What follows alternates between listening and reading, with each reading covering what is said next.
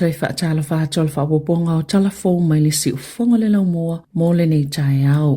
O le sole whaasilsila i le leipala la taulua i polisi tala mai le ono maasina ma o le polisi e whaatatau i le tau o le soifuanga. Na whaamaonia le taitai Chris Hipkins i le asoa na nafi. Ina ua mua whaailo i la lātou sui tau wā kingi kiriona sa lātou polisi e whaamā a vengai i la fonga. O ni waenga ua mai o na whaasilsila i le leipa ia o ke topa mano vema. E au fie se la fonga whaatapula aina i tupe maua mai tau o a seta e whaatupe ni siaki fua se tolu i fo mai. O se whaaputunga tupe mo le lumanai ai whaato a whaailoa au ili ilinga pia mai alpalota. O ni nononga tupe maua la lalo tului mo fo mai po GPs. Ia whaia wha atol wha au tangata au no mas totongi mo le ta ilua 5 tausanga ia o atul ta iono iwa tausanga le mātutua. Masi itia tupe toi wha afoe mo le atina enga o le ngau singa o ta alonga video. Na wha atali le wha alauloa ngau isi polisia le leipa sa ia wa ai mua i le tūlanga o tupe le malo i le tala wha atatau au tu o le tupe le nei tausanga pio na sauno le taitai Chris Hipkins.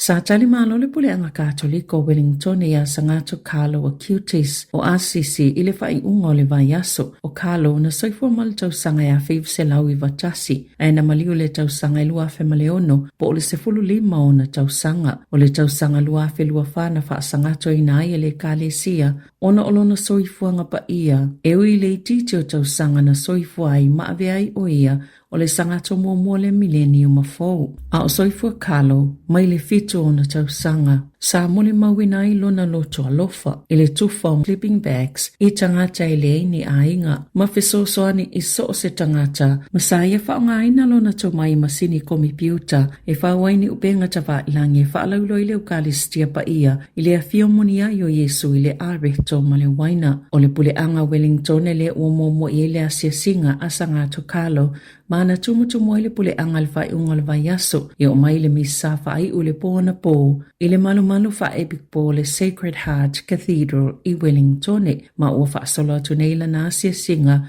i le pule anga Palmerston North. O le amatua whaina lava wha la putuputongo lo whaianga luenga lofa mawhisosoani. Ona o suinga i tu la fono i la fonga i e toi wha foi. Ona o le aono le toi lafo tangata i pe ona masani ai. O tusia tu se vaenga oni wha la putuputonga whisosoani. I minista o tupe wha pema tupe maua e wha alia tu i ailo lato watu ngalunga tele. E wha atatau le se tu la fono fou. O la wha atapula aina i tupe i toi wha foi mo tangata. Po le tax credit. E pita titelea la tau tupe fōwai, i le taitolu se fulu tolu a whetala i le tausanga. O lona winga, a whai e fōwai se tangata se tupe silia ma le se lau a whetala. O le ale toi mau se tupe toi wha fo i mo la fonga. Po le tax credit. E ma whai e tangata taito tasi, o nanga waa i le tasi o vai tolo lana tupe na fōwai, i se wha la putuputonga, e ala i le tax credit. Ai awana i silia tu ma le tasi o vai tolu, o ana tupe maua, le etitongi eila na la fonga. Po le taxable income o le tapula ale ua whaeloa le mālo. O le a fietanga taito tolu se lau 5 se fulu i e fōa i a lātou tupe i whaala potupotonga whiso soani pe a mata wha mamalu i a aperila i le tausanga fōu. Wa mai ona whaelo le whaala potupotonga o tangata i fie fōa i o lātou tamau ainga mataimi mo whaala potupotonga whiso soani e whaapea o le a leto i tele ni a lātou tupe o le a fōa ai. O le awhaia leo se su e ngai le piliota lea na whiso o ta iai le li taita i leo Rakesh Naidu ma le vaenga wha upwhaia le leipa. Na wha maoni i le asunga fua le iai o Naidu i le lisi o sui tau wā le leipa. Ma o le iai fo iolo na suafa i le numero se fulu tolu wa lata ina mauti no ailona nufua i le pāle mene. O lona tūlanga i tutono o le mtanga alwenga o le pule le itu o mta tau i le so tanga o leo ma i tu a inga tangata anu ese o tangata maori. Whaapea i mai si whaala potopotonga na whaalia le komisina o leo Richard Chambers i se taimi ua tuanai. Wa le tala whea ngai ona toi tau aveina e Naidu lona tau whinga o loo iai i leo. Ma sa te tau fwy ona wawe whaelo atu lona fia o fiatu i upu whai o le mālo. O le awa ulia na nafi na sauno ai Chambers. O le awha ia se su enga i le piliota lea na fsota e ma awa iai Naidu i mata upu whai a le leipa mua a o le i whaelo ai nātu i leo lona wha a moenga.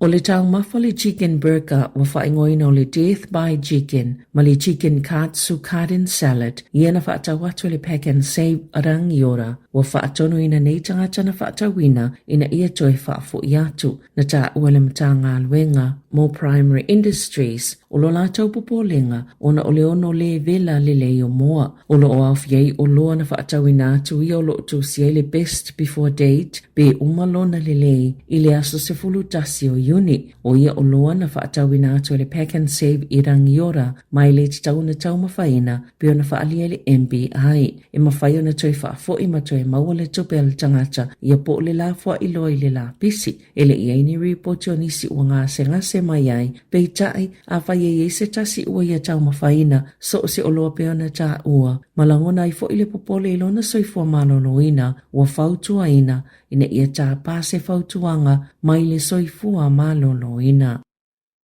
Ua whaatonuina le whale toleni o le City Fitness, ina ia tutongi le tasi tesi ma le tasi 2 miliona Tala, o se whaasalanga, ina ua ioe, sao lātou whaasese ina tangatai winga i tau, e avea i lātou ni tangatai whaawau pia na whaongaina, le au nanga le City Fitness, po membership fees. Na whaalia le komisia mata i tu wina, po mulimulta ia whainga amana ia tau tangata whaatau, le Commerce Commission. Na whaasalala wina le City Fitness, se tau pito tau ngō fie, e ono tā la iwa sene le vai aso, ma whaopopo le 3% o le totongi o le au nanga, beta ai na whaamalo sia tangata e totongi le atau, ma whaalia ia le komisi, na whaatou sinato le City Fitness tangata fau, e whaonga ina la lātou au nanga, e ala le whaalau lo se tau, ele o iai. Na whaalia le suita i taifono le komisi, Anne Callinan, e tau whaasese le tau o le au nanga po le transaction fee, ma sa whaia o se ngā yoinga si iti ai le polo fiti le company. Petu sama le se lau 25 fe tangata na tutongina le atau, ma mawai le tasi tesi ma le 1 miliona tā la, se polo fiti whaopopo ale kampani, e valu maulianga na ioe iai le City Fitness, i lalo le tola fono whaatawa inga tā la whiangai.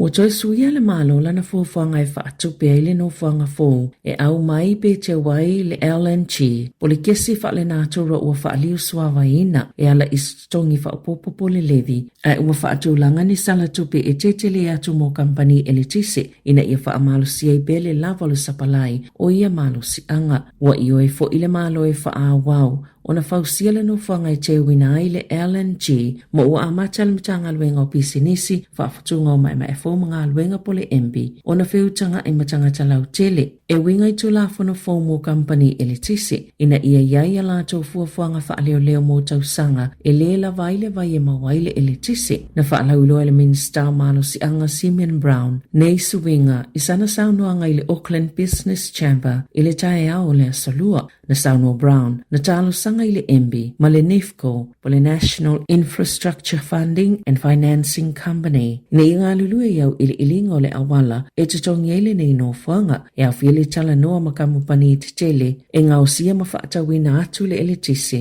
mō se awala tala whiangai e whaatupe ai. E tasi le tūlanga i mawhaiona mauti noa e tangata New Zealand, e le whaatupe ina le nei fuafuanga, e ala isi tutongi whaapopo e pe o se levi po o se lafonga, i pili elitisi, o le matafa yoi mo le tausia pea o le ola o mōli mo le sapalai o le elitisi, e pa utonu lava i le vaenga o le elitisi, ma o le mata au whaavai lea, o lo o ta i ala ina i ala tau whaiunga, mo le whaatupenga o ia vaenga, pe ona sauno ai le minister. Ua whaalia le company o le Tiger Brokers o le usta ia o tula fono o se whaavai au tu masani lava lea le company ma o mafua le whaamatalanga ina ua whaasalaina ili silia ma le selau miliona tā la e le komisio le tula fono mo le pui ngā saina na whaalia le company pitu te lei New Zealand e whaonga e whai eife whaatawa inga i lunga le interneti o le ātutongi na lava lea whaasalanga pe ona whai le komisia saina e whaasanga i la lātou pisinisi o loo i saina e tusai ma se whaamatala i le Radio New Zealand a le whaatonu sili o le Tiger Brokers New Zealand o Vincent Chang. E le imamau atu nei talo na whaamamafa e saina ana tu la fono e whaieni tapula a mō tangata o lo no foi saina mai le la fonga o ni tupe. E silia malilima se fulu afe Tala Amerika i le tausanga a nga i atu no o i fafo e ui e le au fie i whainga wha apisinisi mai le tapula au wa wha atulanga i na mōta ngata taito tasi o le Taika Brokers New Zealand o se vaenga o le wha la putuputonga o kampani e umia e le Up Fintech a le Nasdaq. I atu no i fafo Wa whaalia le Presidente o le United States Donald Trump na whana ilalo e Iran se helikopa le militeli ma e tataua na tali atu i ai Amerika o le lua i leo helikopa le militeli a Amerika o whaafuina e na vaenga au o whaamaunia i Washington e le whana ina ilalo e Iran i le taua isa sa e tōtonu. O le asa valo aparila na whaise malilia ngai tau fili taua ai o le toi whana ina ilalo le helikopa ma le ono tali atu i ai o le United States wa tangia mai le whaapopo atu o lea fo i tau whaamatao i le malilia ngolo o tau fia i le tau o mosi taimi le tō mau. Ona e le o whaingo fia whaatala noanga ai tu e lua i awalai whaamuta i le taua. O le helikopa le ana whanaina i lalo e whaapea sāwhele lea i lungane o le vainu o le Strait of Hormuz o lo o wia e wa asua o e le ise tasi o le awaa na whainai. I ta'alonga, na maanuma lo le au kirikiti e tamaita e New Zealand le White Ferns, ilana ta'alonga muli o tāpenanga mo le ipo lalangi o le G20 po o le lua sefulu ova. Na maanuma lo New Zealand ya Afrika i saute, maana ilonga ili ta'alo le tamaita i kapetene o Emilia Kerr, e se lauwalu tolu ayo Afrika i saute, ma pe 5 na tuli e New Zealand. To e lua whaatea mo New Zealand na totoe, ai maua loa ma ai, e ono tasi ai o le White Ferns na taina le kapetene, mai whaatea e tolu se fololua, o le ta'alonga mumua New Zealand le ipo lalangi, e ta aloi ma West Indies, i Southampton, i le taiao o le asa. Tala fo wia, mai le si ufonga le laumua, mo le nei vaenga o le taiao.